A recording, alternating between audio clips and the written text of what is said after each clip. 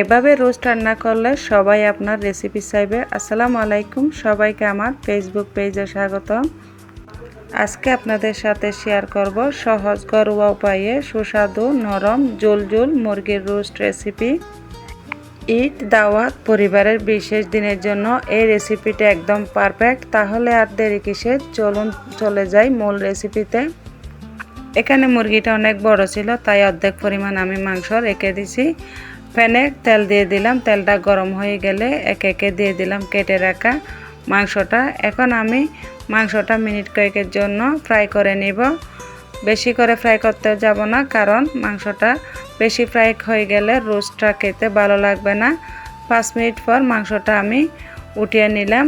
এখন এই প্যানে আমি রোস্টটা করব, তাই সব মাংস আমি একে একে উঠিয়ে নিলাম।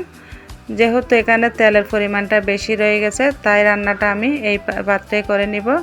এখানে নিয়ে নিলাম গরম মশলা, আর দিয়ে দিব 3টা এলাচ, এখান দিয়ে দিব তেজপাতা। সব মশলা ভালো করে একটু করে মিনিট কয়েকের জন্য কষিয়ে নিলাম।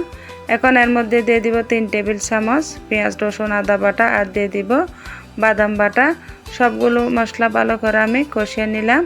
এখন এর মধ্যে দিয়ে দিব রোস্টের মশলা, আর দিয়ে দিব 1/2 চামচ পরিমাণ হলুদের গুঁড়া, আর দিয়ে দিব 1/2 চামচ পরিমাণ মরিচের গুঁড়া। সব মশলা দেওয়ার পর এখন আমি ভালো করে আবারও কষিয়ে নিলাম। কষানো শেষ হলে এর মধ্যে আবারও আমি সামান্য পরিমাণ পানি দিয়ে মিনিট কয়েকের জন্য কষিয়ে নিলাম। মূলত যে কোনো রোস্ট বা মাংস কষানোর উপর নির্ভর করে, যত বেশি আপনি কষাতে পারবেন তত বেশি মাংসটা খেতে ভালো লাগবে। তাই চেষ্টা করবেন মাংসের মশলাটাকে ভালো করে কষিয়ে নিতে, যতক্ষণ না পর্যন্ত তেলটা উপরে ভেসে ওঠে। আমার মাংসের মশলাটা কষানো শেষ হয়ে গেছে। এখন এর মধ্যে দিয়ে দিব ফ্রাই করে রাখা মাংসটা, একে একে আমি দিয়ে দিলাম। মাংস ফ্রাইয়ের সময় এখানে অনেকগুলো তেল রয়ে গেছে, তাই এই তেলগুলো আমি সাথে দিয়ে দিব। সব মাংস আমি হাঁড়িতে দিয়ে দিলাম। এখন আমি ভালো করে নেড়ে চেড়ে ঢাকনা দিয়ে মিনিট কয়েকের জন্য রান্না করব, যাতে মাংসের মধ্যে মশলাটা ভালো করে সেট হয়ে যায়। এখন আমি ঢাকনা দিয়ে দিলাম, আর এখন দিয়ে দিব স্বাদ মতো লবণ। যার যার স্বাদ অনুযায়ী লবণটা দিয়ে দিবেন। মাংসটা প্রায় সিদ্ধ হওয়ার কাছাকাছি। এখন এর মধ্যে আমি দিয়ে দিব 1.5 কাপ পরিমাণ দুধ। দুধটা দিলে রোস্টটা খেতে খুব সুস্বাদু, আর রোস্টের কালারটা দেখতে কিন্তু অনেক অসাধারণ। তাই চেষ্টা করবেন যে কোনো রোস্ট রান্না করার সময় দুধটা দিতে।